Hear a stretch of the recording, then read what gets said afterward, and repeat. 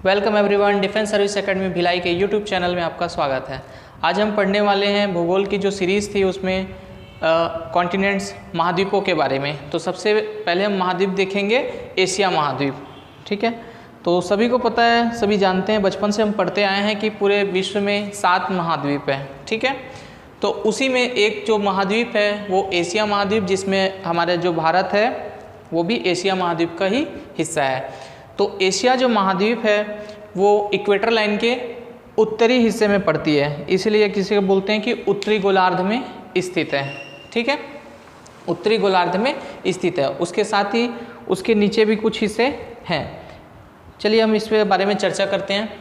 तो एशिया महाद्वीप, तो एशिया महाद्वीप में जो सबसे बड़ी बात है कि एशिया विश्व का सबसे बड़ा महाद्वीप है। ठीक है, एशिया विश्व का सबसे बड़ा महाद्वीप है। विश्व में 60% से अधिक जनसंख्या एशिया में ही रहती है। एशिया में 60% से अधिक जनसंख्या कैसे रहती है, आप सभी को पता है कि जो चीन है वो विश्व में जनसंख्या सबसे अधिक रखता है। चीन के पास दूसरा स्थान जो है वो भारत का है। ठीक है, और भारत इसी तरह बढ़ता रहा तो बहुत जल्द भारत पहले नंबर पे आ जाएगा। तो विश्व में सबसे बड़ा देश भी है, सबसे बड़ा महाद्वीप भी है, और जनसंख्या में भी सबसे ज़्यादा यहीं पे हैं। ठीक है, तो जो क्षेत्रफल है उसमें भी बड़ा है और जनसंख्या में भी बड़ा है। ये जो विश्व की धरातल के कुल भूमि का, हमको सभी को पता है कि पृथ्वी में 71% लगभग 70% के आसपास जल भरा पड़ा है, और थोड़ा जो है अप्रोक्स अगर 30 मानते हैं तो उसमें से 8.8% जो हिस्सा है वो एशिया महाद्वीप का आता है। ठीक है, कुल जितने भी जो ज़मीन है, भूमि है, उसका 8.8% जो हिस्सा है वो एशिया महाद्वीप का है। एशिया महाद्वीप में यूराल पर्वत, यूराल नदी, कैस्पियन सागर, काप पर्वत तथा काला सागर एशिया यूरोप को अलग करता है। अभी कैसे अलग करता है मैं भी सभी को बताऊंगा। जबकि लाल सागर और स्वेज नहर एशिया को अफ्रीका से अलग करता है। पूर्व में बेरिंग जल संधि विभाजक एशिया और उत्तरी अमेरिका को अलग करती है। तो चलिए इसकी शुरुआत हम करते हैं अब मैप के जरिए, तो आपको समझ में आएगा। सबसे पहले मैं आपको बेरिंग जल संधि बता दूं। तो ये जो बेरिंग जल संधि, ये इधर वाला जो क्षेत्र है ये क्या कर रहे हैं, एशिया और जो उत्तरी अमेरिका है ये वाला क्षेत्र, ये है जो उत्तरी अमेरिका और ये एशिया। तो आप देखेंगे उत्तर अमेरिका और एशिया एकदम अगल बगल है, लेकिन हम नॉर्मली अगर यहाँ से देखते हैं तो हमको यहाँ से लगता है कि बहुत दूर है, लेकिन इधर देखेंगे तो बहुत ही पास में उत्तरी अमेरिका है। तो इन दोनों को अलग करने का काम करता है बेरिंग जल संधि, ये याद रखें आप।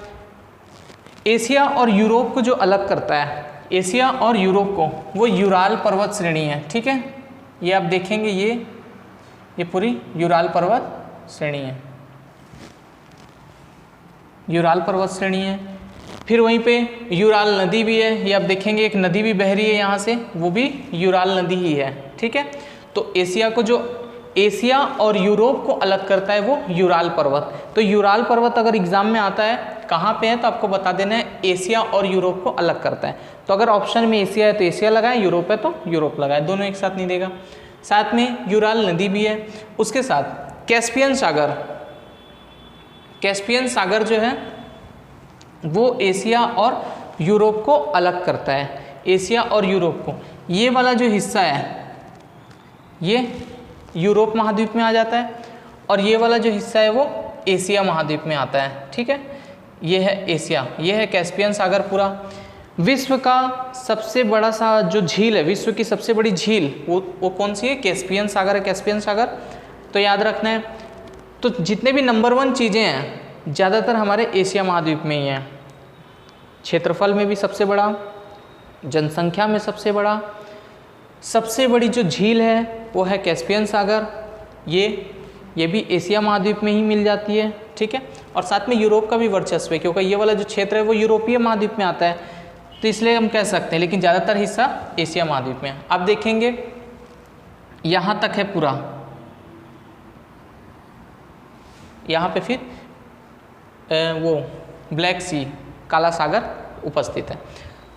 तो सबसे बड़ा झील है, सबसे बड़ी खारे पानी की झील भी कैस्पियन सागर को ही बोलते हैं, कैस्पियन सागर की झील।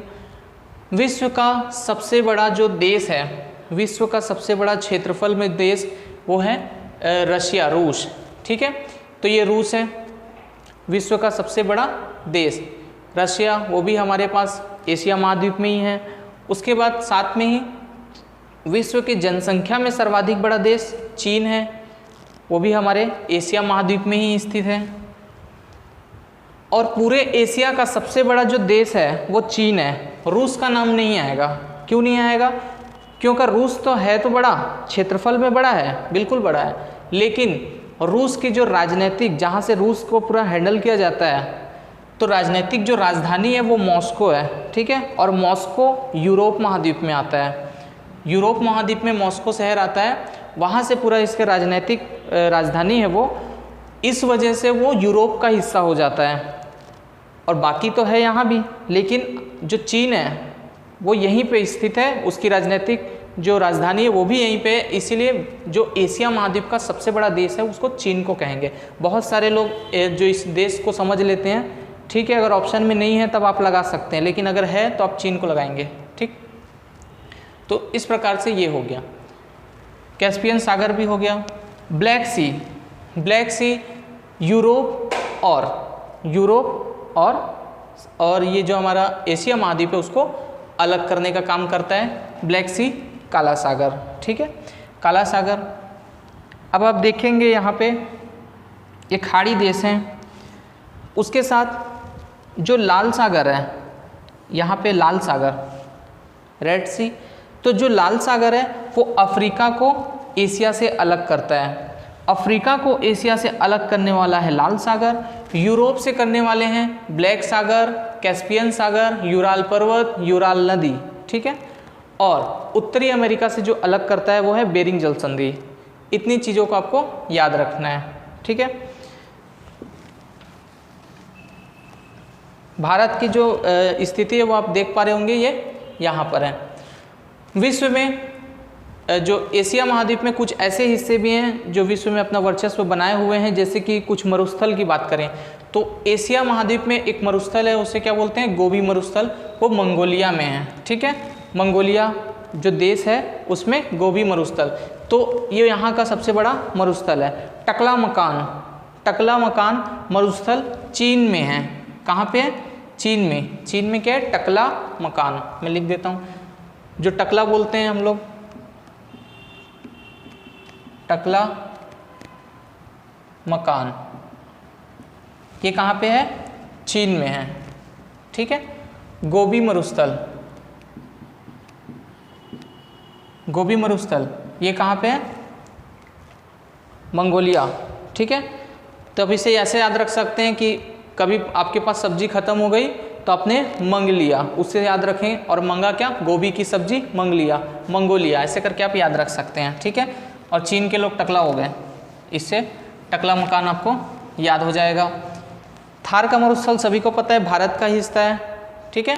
थार का मरुस्थल भारत में है और पाकिस्तान के क्षेत्र में भी कुछ गया हुआ है। उसके बाद यहाँ पे आप कुछ सागर देंगे तो पैसिफिक ओशन जो है वो उस क्षेत्र में पड़ जाता है।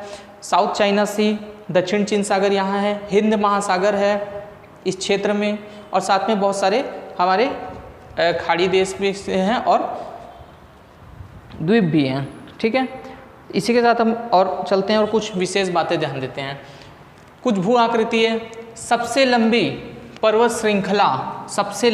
श्रृंखला जो एशिया महाद्वीप की है वो है हिमालय पर्वत। एशिया महाद्वीप की सबसे लंबी जो पर्वत है वो हिमालय पर्वत, 2400 किलोमीटर। सबसे ऊंचा शिखर माउंट एवरेस्ट, ठीक है, माउंट एवरेस्ट। ये एशिया महाद्वीप का सबसे ऊंचा शिखर तो है ही, विश्व का सबसे ऊंचा शिखर भी है। तो आप याद रखें, एशिया महाद्वीप में ज़्यादातर जो विश्व में नंबर 1 है वो सारी चीज़ें हमारे पास उपस्थित है। ऐसा याद रख सकते हैं कि एशिया का सबसे ऊंचा शिखर या विश्व का सबसे ऊंचा शिखर जो है माउंट एवरेस्ट, 8850 मीटर। सबसे नीचा गहराई में स्थित स्थल है मृत सागर, ठीक है। सबसे नीचा स्थल बोला है जो समुद्र तल से 440 मीटर नीचे है, ठीक है। ये गहराई पे स्थित है, गहराई पे एक स्थित जगह है और वहीं पे वो झील बना हुआ है, उसका नाम है मृत सागर। लेकिन इसको आप ऐसे नहीं कहेंगे कि सबसे गहरा झील है, गहरा झील नहीं बोल सकते, ठीक है। ये सबसे गहराई पर स्थित झील है, इसलिए बोलते हैं सबसे नीचा स्थल, स्थल पूछेगा तो आपको रखना है याद मृत सागर, लेकिन सबसे गहरी झील बोलता है तो बैकाल झील है, ठीक है। विश्व की सबसे गहरी झील वो बैकाल झील है, वो भी आएगा, हम बताएंगे। तो जो सबसे नीचा स्थल है मृत सागर, मृत सागर कहाँ है? इजराइल, जॉर्डन और फिलिस्तीन, इजराइल, जॉर्डन और फिलिस्तीन के जो सीमा है वहीं पे स्थित है।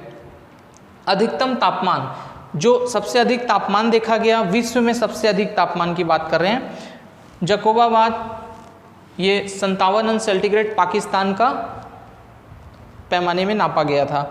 न्यूनतम तापमान जो है बर्खोयोस, रूस, -N, ठीक है, -68 अंश, ठीक है, ये हमने पाया सबसे जो ठंडा स्थान है।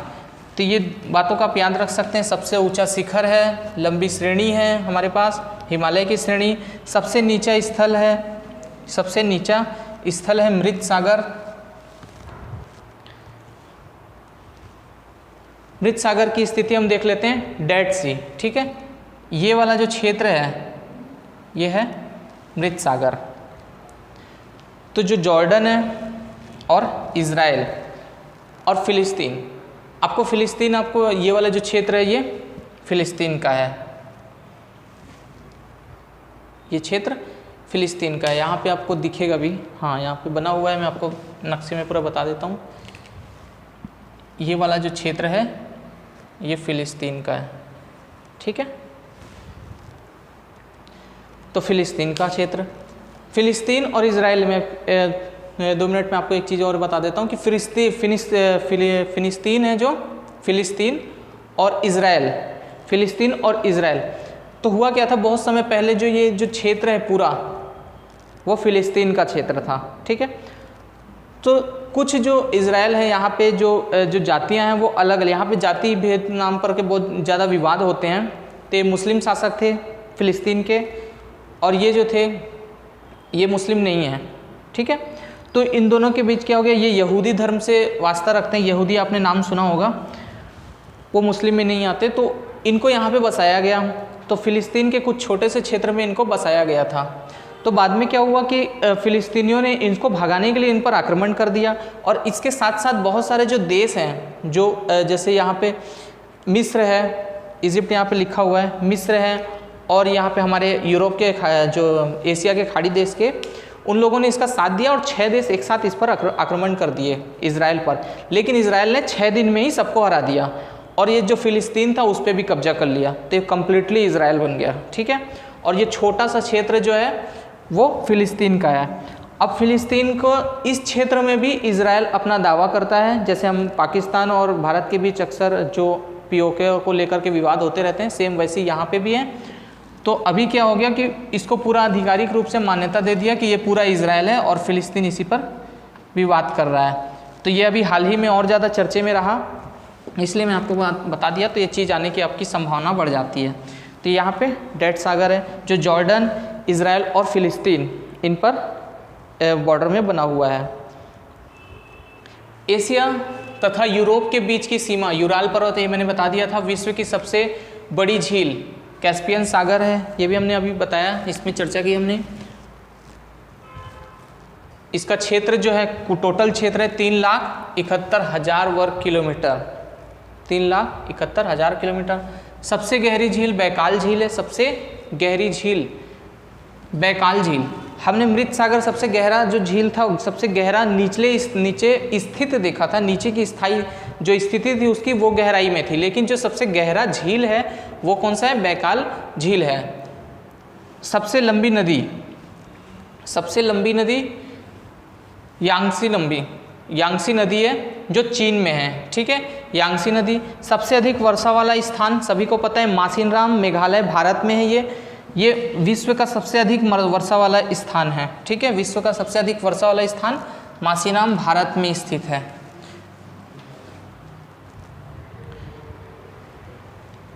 ये आप देख रहे हैं कैस्पियन सागर, ठीक है, ये है कैस्पियन सागर। कैस्पियन सागर यहाँ पे आपको मिलेगा तुर्कमेनिस्तान, कजाकिस्तान का क्षेत्र, ये है रूस, ये है उज्बेकिस्तान, ठीक है, ये है उज्बेकिस्तान, रूस, कजाकिस्तान, तुर्कमेनिस्तान, इनको घेरे हुए है पूरा, ठीक है। इनसे पूरा घिरा हुआ है। ये आपको याद रखना है, कौन कौन से देश हैं ये पूछ लेता है।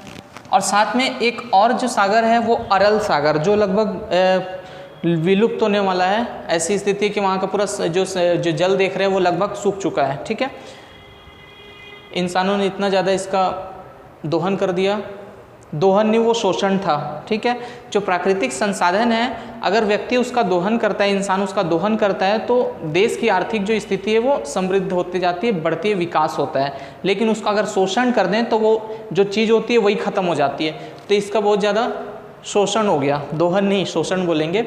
ये आप देखेंगे उज्बेकिस्तान वहाँ पर ही स्थित वाले क्षेत्र में है, कजाकिस्तान का और उज्बेकिस्तान का जो बॉर्डर है वहीं पे स्थित है अरल सागर। इसका अस्तित्व खतरे में आ गया। और आगे बात देखते हैं, सबसे बड़ा डेल्टा, सभी को पता होगा विश्व का सबसे बड़ा डेल्टा वो भारत में स्थित पश्चिम बंगाल में और एक बांग्लादेश, दूसरा देश हमारा पड़ोसी देश बांग्लादेश में फैला हुआ है। सबसे ऊंचा पठार तिब्बत का पठार, जिसे विश्व की छत भी कहा जाता है। विषुवत रेखा पर स्थित कुछ एशियाई देश हैं। हमारे एशिया महाद्वीप से विषुवत रेखा और कर्क रेखा गुजरती है। ठीक है, विषुवत रेखा इक्वेटर लाइन, इस पर जो स्थित एशियाई देश हैं वो है मालदीव, इंडोनेशिया, किरबाती और साओ टोमा। तो ये 4 देश हैं जो विषुवत रेखा से गुजर रहे हैं। और कर्क रेखा जो हमारे भारत से भी जाती हैं उसमें कुछ एशियाई देश हैं जैसे सऊदी अरब, संयुक्त अरब अमीरात। ये क्या है, UAE बोलते हैं जिसको। ठीक है, इसको क्या बोलते हैं, UAE, संयुक्त अरब अमीरात, ओमान, भारत, बांग्लादेश, म्यांमार, चीन, ताइवान। ठीक है, भारत, बांग्लादेश, म्यांमार, चीन, ताइवान, इन सभी का नाम आपको याद रखना है। और ऊपर खाड़ी देश में ओमान, सऊदी अरब और UAE। इसके साथ ही काकेशस पर्वत श्रृंखला यूरोप और एशिया की सीमा पर स्थित है। यूरोप और एशिया की सीमा पे एक और स्थित है, वो है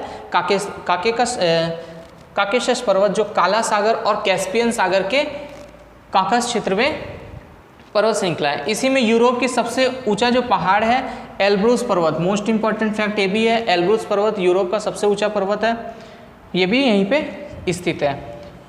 बोस्पोर जल संधि तुर्की में है। ये बोस्पोर जल संधि एशिया को यूरोप से अलग करता है। ठीक है, अब इसको आपको दिखा देता हूँ तो आपको समझ में आएगा।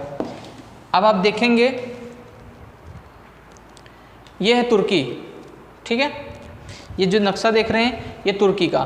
तब ये तुर्की में यहाँ पे आप देखेंगे कि ये जो ब्लैक सी है, ब्लैक सी और मरमरा। ठीक है, मरमरा सी है एक। तो यहाँ पे जो है, जब हमने जल संधि बताई वो यहाँ स्थित एक जल संधि हो गई।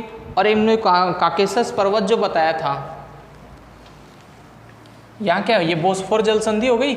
और जो काकेशस पर्वत हमने बताया वो काकेशस पर्वत ये जो स्थित है, ये वाली स्थिति, ये काकेशस पर्वत की स्थिति है। ये है काकेशस पर्वत की स्थिति, ये ब्लैक सी और ये मरमरा सी। ठीक है, इन दोनों के बीच में ये भी तुर्की का ही भाग है। तो तुर्की एक ऐसा देश है जो यूरोप में भी आ रहा है और एशिया महाद्वीप में भी आ रहा है, क्योंकि यहाँ से जो है ये आता है, ये यूरोप आ जाता है, यूरोप महाद्वीप, और यहाँ से शुरू हो जाता है एशिया। तो ये जो जल संधि है जो यूरोप और एशिया को भी विभाजित कर रही है। यहाँ पे काकेशस पर्वत है जो यूरोप और एशिया को विभाजित कर रहा है। काकेशस पर्वत तुर्की के साथ साथ अन्य वहाँ पे जो देश हैं उनके साथ भी सीमा साझा करता है। तो आपको सिर्फ पर्वत याद रखना है, कौन सा पर्वत है, काकेशस पर्वत। इसको कुछ राजनीतिक नक्शे में हम आपको दिखा देते हैं। ये ब्लैक सी है और ये मरमरा सी यहीं पे बन गया है जल संधि, और यहाँ पे काकेशस पर्वत स्थित था। ठीक है,